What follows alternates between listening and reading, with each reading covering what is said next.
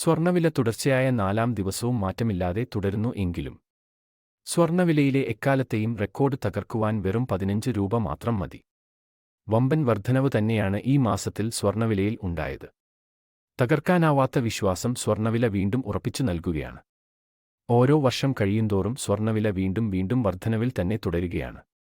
2020 തൊട്ടുള്ള ഓരോ വർഷത്തെയും സ്വർണ്ണവില നോക്കുകയാണെങ്കിൽ 2020 ഒരു പവൻ സ്വർണ്ണവില 32,000 രൂപയായിരുന്നു എങ്കിൽ 2021 സ്വർണ്ണവില വീണ്ടും വർദ്ധിച്ച് 32,880 രൂപയിൽ എത്തുകയും 2022 സ്വർണ്ണവില വീണ്ടും വർദ്ധിച്ച് ഒരു പവന് 38,120 രൂപയിൽ എത്തുകയും 2023 സ്വർണ്ണവില കുത്തനെ വർദ്ധിച്ച് ഒരു പവന് 44,000 രൂപയിൽ എത്തുകയും ചെയ്തു.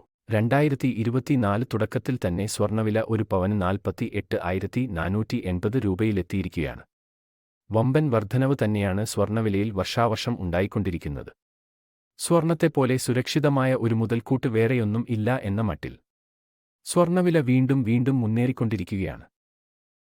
ഇന്നത്തെ 22 ക്യാരറ്റ് സ്വർണ്ണവില ഒരു ഗ്രാമിന് 6,060 രൂപയും ഒരു പവന് 48,480 രൂപയുമാണ്.